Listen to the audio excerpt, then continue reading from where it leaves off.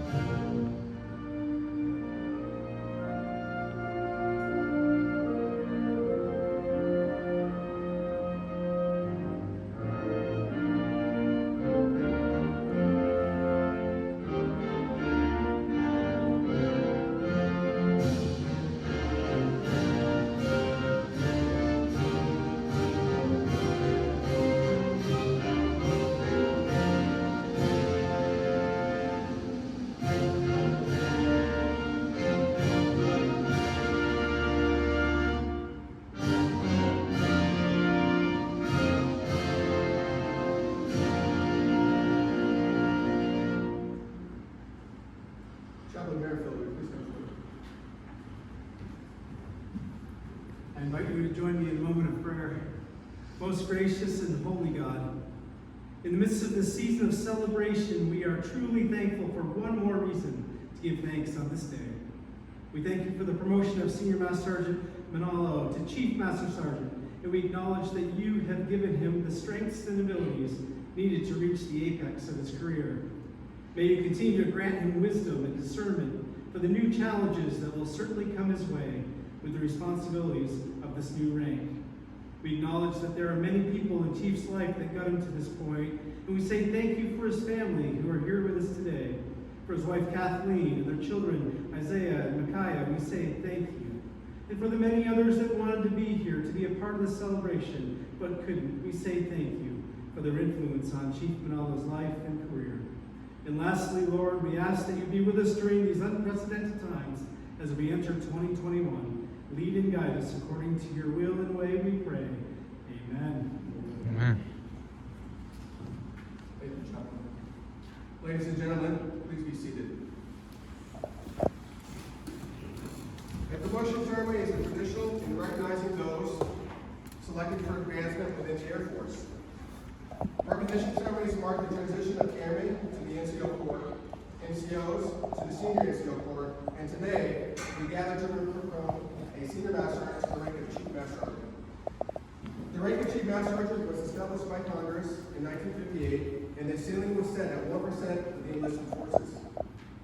In December of 1959, 625 men were the first to be promoted to this new grade. These airmen were leaders who possessed the unique talents and displayed the personal characteristics required to manage Air Force people and programs. There are currently 2,828 Chief Master Sergeants in the Air Force today. We will add Sergeant Manalo to that number.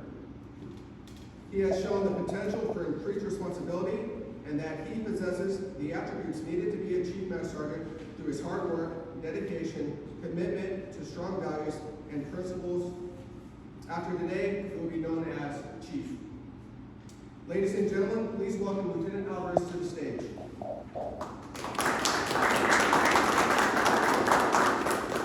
Good afternoon. Can everybody hear me okay? Wonderful. First and foremost, I want to go ahead and acknowledge everybody that's in attendance today.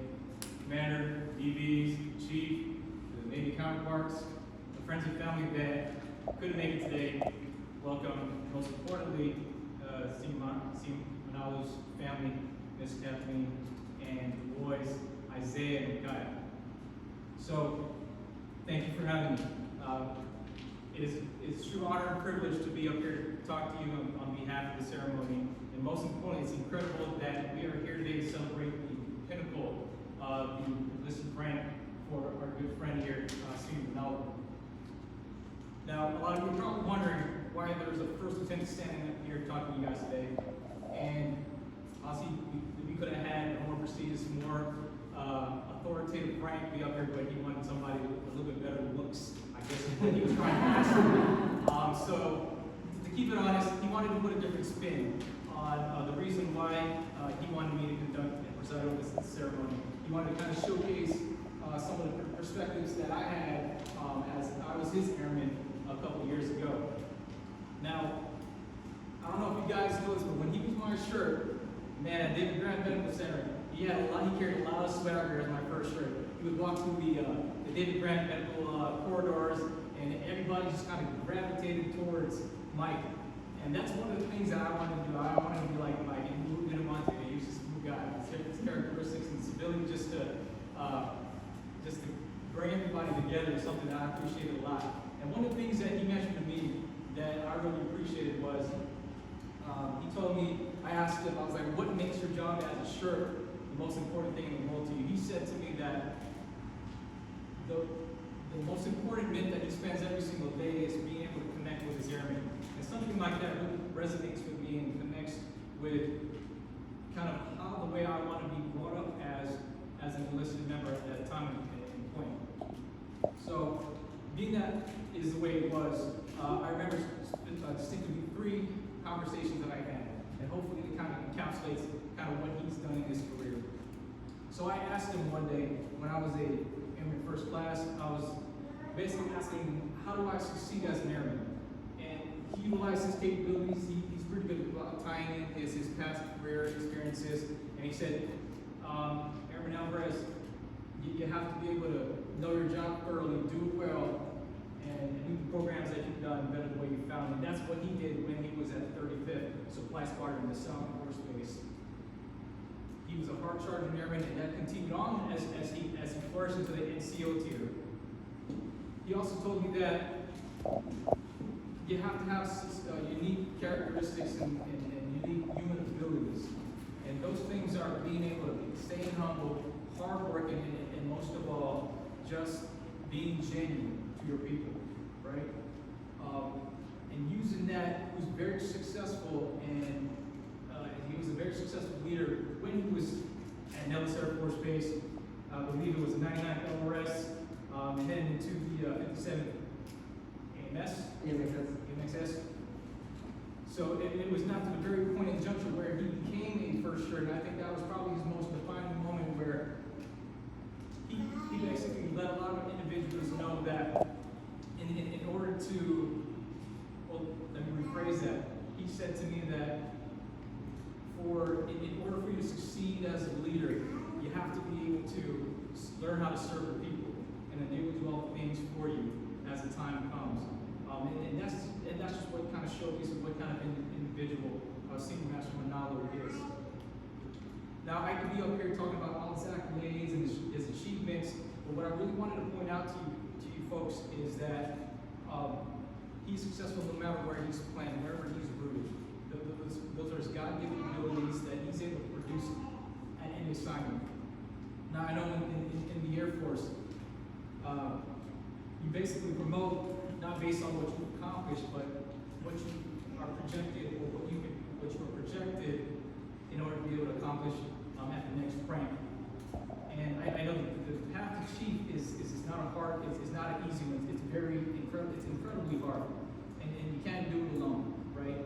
It's being able to forge those relationships as an individual with the family members, the peers, the mentors, and co-workers along the way in order to be able to strive for excellence and do the great things that he does. One other thing is another cool thing that I had a conversation with Ms. Kathleen about was that he, with all the promotions, I mean, and knowing him, if you look at his track record, he's burned through the ranks. He got to EA pretty fast and basically kind of one foot out the door before, the Air Force basically said that, hey, you have this opportunity to lead once again. And I know he's just willing and anxious just to kind of jump into that position and be able to do what he was here, what he was born to do. Now, I know that it's been a while since I've initially seen you back when we were in Travis Air Force Base, but I'm grateful that I'm here. I'm ecstatic that I'm standing in front of everybody here and giving the ability to be able to speak on your behalf in this momentous occasion. And I know if you guys didn't know out there that Mike, he's a car fanatic, right? So his long-term dream was to be able to purchase either an Acura NSX or a McLaren. When this is all said and done, well, the Air Force has mysterious ways of saying that you got to hold off on that for another couple of years because the Air Force wants to run it back with you, and hopefully wherever you land, sir, you'll be successful at doing that. So that's all I got. Thank you for having me up here today. And good luck with the chief.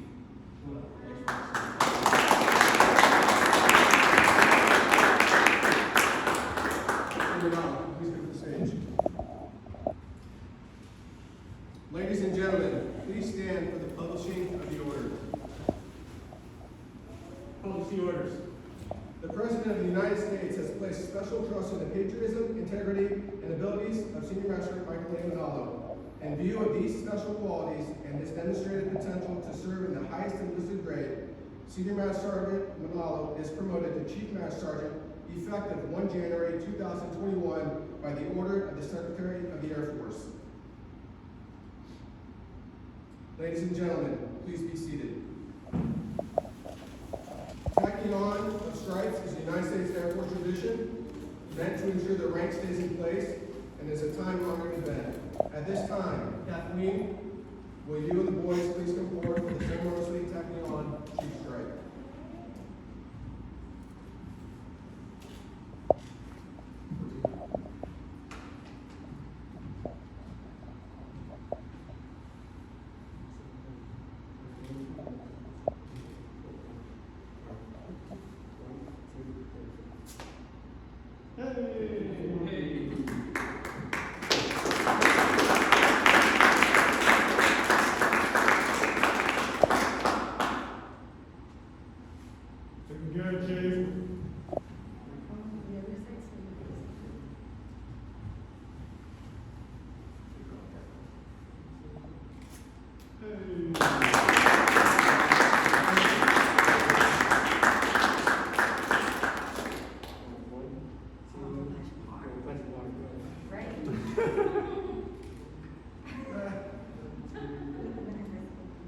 Brace myself.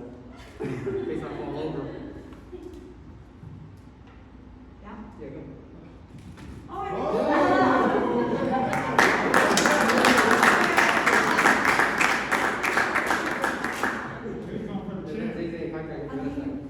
Punch daddy. Punch daddy. Hit that. Punch daddy. Punch. Punch.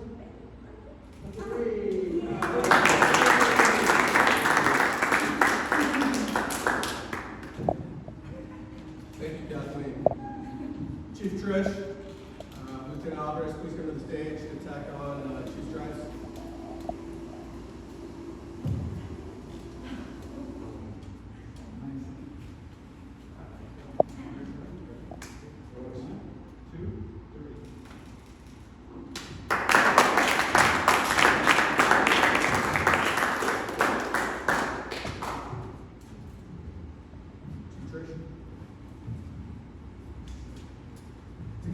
To commemorate this memorial occasion, Chief Master Sergeant Trish will now come forward and read the Chief's Creed. The Chief's Creed. Chief Master Sergeants are individually to be regarded as people who cannot be bought, whose word is their bond, who put character above wealth, who possesses opinions and a will, who will not lose their individuality in a crowd, who do not hesitate to take chances, who will be as honest in small things as in great ones, who will make no compromise with wrong, whose ambitions are not confined to their own selfish desires and interests, who are true to their friends through good rapport and evil rapport, in adversity as well as prosperity, who do not believe that shrewdness, cunning, and hard-headedness are the best qualities for winning success, who are not ashamed or afraid to stand for the truth when it is unpopular, who can say no with emphasis, although all the world is saying yes. Do you accept these charges? I do.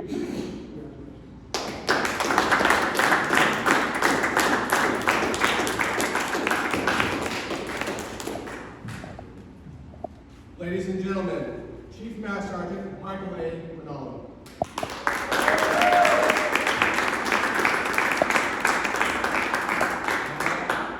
Good afternoon. Thank you to everyone that's physically here in attendance, the DDPH, Johanna. I appreciate you guys being here. Obviously, I wish that my family back home in California, my loved ones, could be here under normal circumstances. They would have flown out and been here for this special, momentous occasion, but obviously with the pandemic, that's not really possible. And my very close friends, the Oahu family, would have been here. I have Michelle here representing for them to help take care of the boys in case they get crazy, because they are crazy sometimes. But she also does a great job of taking care of the boys, so thank you, Michelle. Commander Newell, And so everyone tuning in virtually via Facebook Live, thank you, I appreciate it. Commander Newell, sir, thank you very much for being here for this special day, even while you're on leave. I know Deputy, I think, is on the way as well. He's also on leave, so really appreciate you guys taking time out of your busy day. Thank you. Chaplain, sir, thank you very much for blessing us with your presence. Thank you for those words. It means a lot. LSS Portillo, thank you for being the escort and the proffer. I appreciate it. I hope to see you get picked up for LS3 at the next round.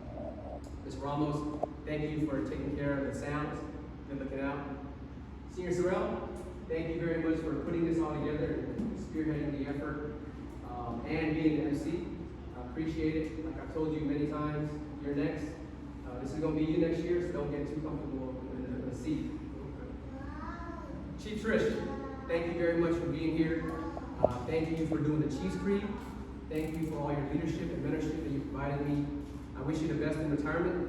If I'm still here today, I better get an invite to the ceremony. And so enjoy your time in the Skill Bridge program doing the internships. I know you'll enjoy that. Lieutenant Alvarez, sir, thank you very much for presiding over this ceremony. It means a lot to me, it means a lot to my family, and I couldn't have asked for someone better to do this. So thank you. I told you before, I'm super proud of you to have him as one of my sharpest NCOs when I was a first sergeant, to now being a commissioned officer about to pin on 03 next year. It's pretty awesome. I love seeing good people do good things, and I know you're going to do great things for the Airmen and the Air Force, so I look forward to watching that. So I have more thank yous, but I want to save those ones for later. I'm truly blessed. God is good. On the 30th of October, I thought it was going to be my last time putting on the uniform, as I was set to retire on 1 January. But God had other plans. Making chief had always been my goal and dream ever since I was a young senior airman at my second assignment at Nellis Air Force Base. So to stand here today really is amazing, and I give God the glory and the honor. Thank you, God. Speaking of God, God works in mysterious ways, and sometimes things happen in our lives that we just don't understand. I believe that everything happens for a reason, though. And one of my favorite scriptures is Romans 8, verse 28, which says, "And we know that all things, not some, but all things work together for the good to them that love God, to them who are called according to his purpose. And so I want to share my story. And I'm going to share this story everywhere I go, and hopefully it will inspire someone or give someone hope that is dealing with a setback, a challenge, an adversity, that I may influence them to not give up. You see, up until 2016, I had, for the most part, a picture-perfect career. Other than getting into a little bit of trouble at my first assignment in Manalo, Japan, which we're not going to talk about, but somehow I still got selected for senior airman below the zone, which is a 6-month early promotion, made staff sergeant first time, tech sergeant first time, master sergeant first time, received many awards and recognition at all levels. Always involved around the base, whether I was holding a position as a president, vice president, treasurer, secretary, sergeant of arms, for a private or leading a big wing event. I even got to do 2 special duty assignments. 4 years with the premier United States Air Force Air Demonstration Squadron, aka the Thunderbirds, and 3 years as a diamond-wearing first sergeant. My career was on the right path thanks to great mentors, such as my first supervisor, Tech Sergeant Benavides, who showed me what a good supervisor is, and took great care of me even when I made a few mistakes. Master Sergeant Jones, who sat me down in the warehouse and helped turn around my attitude. Chief Garrett, who inspired me to want to be a chief and made me say, man, I want to be just like him. He was the coolest chief ever, super down to earth, super chill. He'd come down to a warehouse talking like he was one of the homies, but you knew he was the chief. He'd be like, what's up, Mike? You watched the Lakers game last night? And I'd be like, yes, Chief, Kobe was killing him. He was a Laker fan also, which was cool. But he took me under his wing and mentored me. Nassar Smith was another outstanding supervisor and took great care of me and kept me on the right path. Chief Barraza, another one who inspired me more to want to be a chief. Everyone was like, Mike, you gotta see Chief Barraza. He's so on fire for the Air Force. His story is incredible. And I finally got to meet him while attending the First Art Academy in Alabama, where he was an instructor next door at the Senior NCO Academy. And he happened to be one of our guest speakers. And so after hearing him speak, I was so hyped and motivated. Turns out his next assignment was at Travis Air Force Base, which is where I was stationed at the time. So same thing as Chief Garrett, he took me under his wing, he mentored me, he reviewed my records, he gave me regular feedback, and he even helped me get over the hump to make senior master sergeant as a first sergeant, which could be pretty difficult. No matter what happened with him, he was still an outstanding mentor for me, and I wouldn't be where I am today if it wasn't for him. So most would say that my career was on the right track, and chief was right around the corner. But that all changed in 2016 when my supervisor at the time gave me a markdown on my EPR. My life and career changed that year. I was so hurt, devastated. I had no idea why this was happening to me. My chances of making chief were pretty much destroyed that year. I wanted to give up so bad, and I almost did. That is, until some other great leaders and mentors such as Chief Straw, Chief Hauser, and Chief Merritt provided me some motivation and words of encouragement. They said, Mike, don't let one man determine the outcome of your career. If you want chief, go for it. If you want it, fight for it. Don't give up. And so I decided to do that, and I'm thankful for them for believing in me, for encouraging me, and pushing me. I knew that this journey was going to be hard, but I had no idea how extremely hard it was going to be. This journey for this last strike was so difficult. My first time growing up, I missed it by almost 40 points. I was a little discouraged, but I said, okay, it'll be better next year. Next year, second time comes around, same thing, way off. Missed it by almost 30 points. Started to get discouraged and started to lose hope. It was clear that the 2016 EPR was having a major effect. My bore score was below average. But I kept pushing, I kept fighting, I kept doing all the things that I'm supposed to do. Third time comes around, I got very close. Very close. I missed it by 3 points. Number 1 non-select in the supply career field. If there was one more strike to give, I would have gotten promoted. So I was very disappointed. My board score was still barely above average, which showed to me personally, in my opinion, that the board was still putting a lot of weight on that 2016 EPR. So I said, okay, I'm going to give it one last chance. So for my fourth time, unfortunately, it was the same result. Number one non-select grouping in my career field, missed it by half a point. I was so angry, disappointed, mad, angry, frustrated, every other negative emotion you can think of. I was like, you know what, I'm done. I said, God, maybe it's not your plan for me to be a chief. Maybe it's not your will for me to get promoted to chief. And so maybe it's time for me to go ahead and hang up the uniform and retire. And so I was going to retire in November. That was the plan. After talking to a few individuals, I decided to push my retirement date from November to January, which would allow me to still possibly get promoted. But this time, I enlisted the help and reached out to a few other great leaders and mentors, such as Chief Trish right here, Chief Hauser, Chief Gudrill, Chief Skibitsky, and Chief Perez, to review my records and see if there's anything else that I can do to possibly help me get over the hump. I solicited feedback from them, and I'm thankful to them for taking time out of their very busy days to do that for me. At the same time, I had to think realistically and say, there's a chance that I might be a civilian in January. So at the very same time, I had to prepare myself. And so I paid a lot of money, got a professional resume built. I started applying for jobs on USA Jobs. I even did 2 interviews, but God had a plan. And so I stand here today as a chief. So many times I wanted to give up, but family, friends, mentors pushed me, kept pushing me and encouraging me. So my message is this. Number 1, never give up. Number 2, dreams do come true.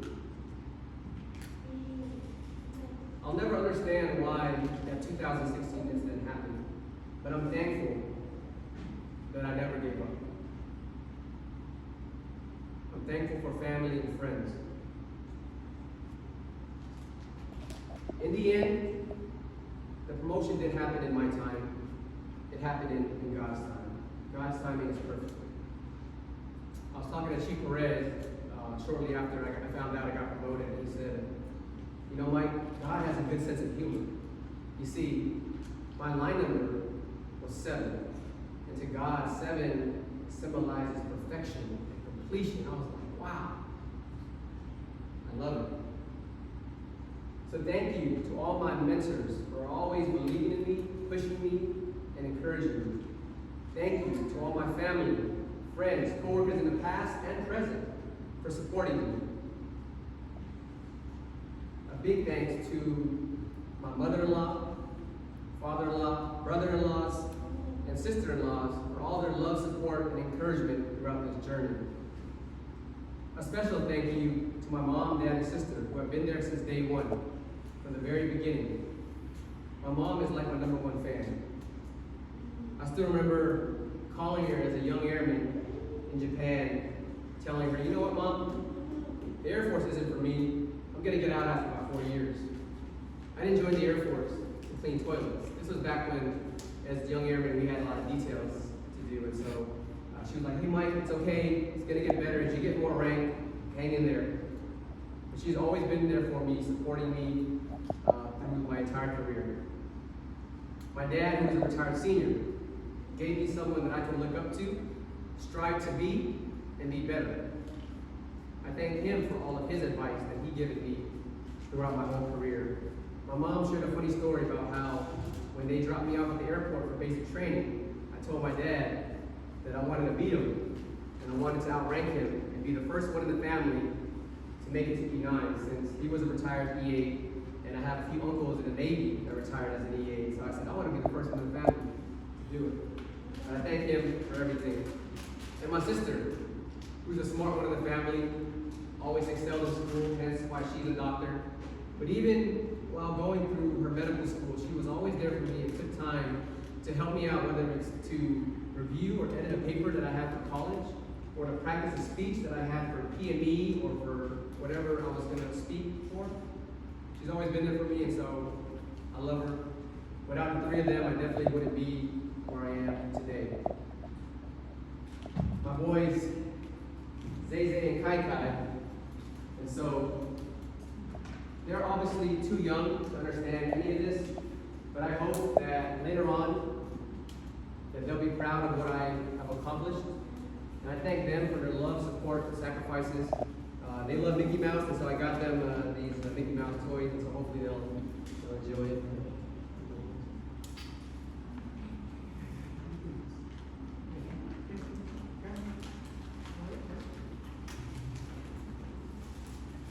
Last but not least, my wife Kathleen. So I got you some flowers, love.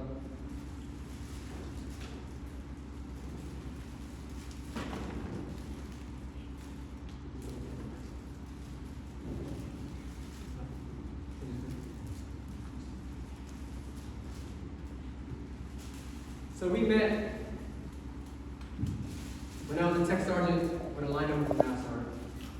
And so when I put on Mass Sergeant, I was deployed to Iraq, so she missed that ceremony. And then for senior, she was still in California while I was already in Virginia, so she wasn't able to attend that promotion ceremony. So I'm very thankful and happy that she finally gets to attend one. And even better, it's the last one.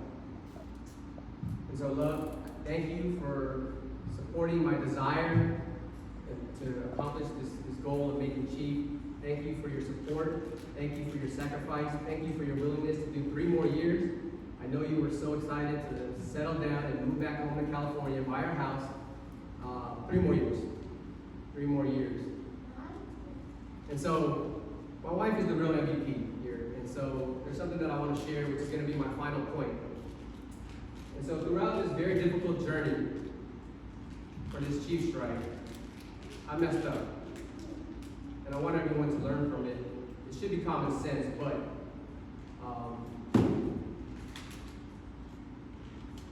I ended up putting my job and career over my family. Let me explain. And so when the boys were born, they were very sick. They had a lot of medical issues. And our second home was basically hospital, ER, clinic. But I was scarred and traumatized from what happened in 2016. And I was worried about what my supervisor would say, think, or do, and possibly ruin my chances for chief. And so I put my job and career over my family. And it should be common sense to everyone, but you always want to put your family first, right? But I messed up on that. And so I want to make sure everyone understands it's always good to have goals and dreams and ambitions. But don't be like me and put your family second. Right? So I made that mistake, and I'm deeply sorry to my wife. She held it down through all those times and recovered. And so maybe there's no E10. And I promise to find a good balance of being a good chief and taking care of the airmen, but always keeping family first. Because at the end of the day, when this uniform comes off, the mission is still going to go on. It's still going to go on. And it's going to be your family that's going to be there. Right? A buddy of mine once told me a story about a command chief who was about to retire, had intention of retiring, got picked up and said, hey, we want you to be the group superintendent. He said, okay, all right, I'll do it. Family really wasn't on tune, wasn't on board with it, but he did it. Then next thing you know, they said, hey, command chief, right? We want you to be a command chief. He ended up doing it. So at his retirement ceremony, he shared he did not have any family in attendance. And the reason why was because his family had left him. After being put in the back burner several times and putting his job and career first, his family left him. So he said, don't be like me. Don't do it. And I don't want to be like that. So love, thank you for all your support and for your love. So in closing, 3 key things to remember. Never give up. Dreams do come true. And family first. I look forward to this journey as a chief and making a difference in people's lives, making a difference in the supply career field, and a difference in the Air Force. Thank you all for tuning in. Thank you very much for being here. I really appreciate it. Have a good, safe, happy New Year. Thank you.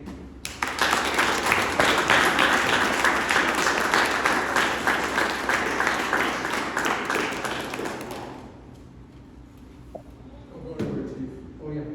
Lastly, DLA Distribution Pearl Harbor Commander Christopher A. Newell would like to present Chief Master Manalo with his chief memento. This is not Mickey Mouse. But, one, it's awesome. Let me say this. This is the most eloquent, man, Lord Almighty. Right? And that just shows the polish and the training in the Air Force. A little bit about your heart, who you are. Oh my Lord, man. Thank you for inviting me. So I've told somebody, this is my first. Not my first joint command, but you know, every service has their own tradition. I've never been in one of these, kind of a chief's promotion in an event like this. This is a huge deal for everyone who can't see it. This is big. That's what Titus did this. This is Chief Kamehameha, right? The warrior chief of Hawaii.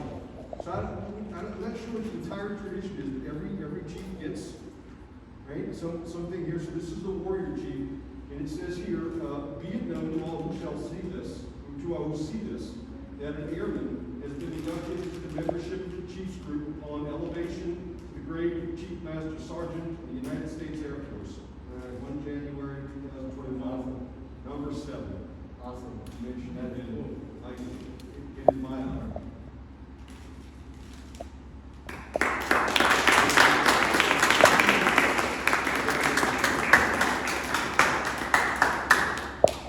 Thank you, Commander. Please rise and join us in singing the Air Force song.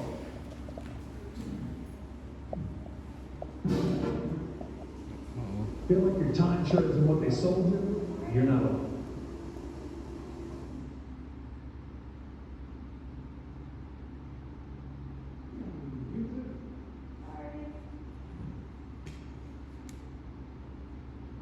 Yeah, one job, Wayne. One job.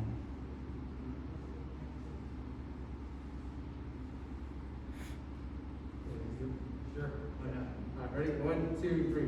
Off we go into the wild blue yonder, flying high into the sun.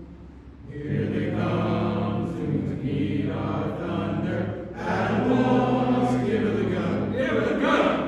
Down we dive, spouting a flame from under. Off we won, and the roar. We live in flame, go down in flame. Hey, nothing can stop the U.S. Air Force.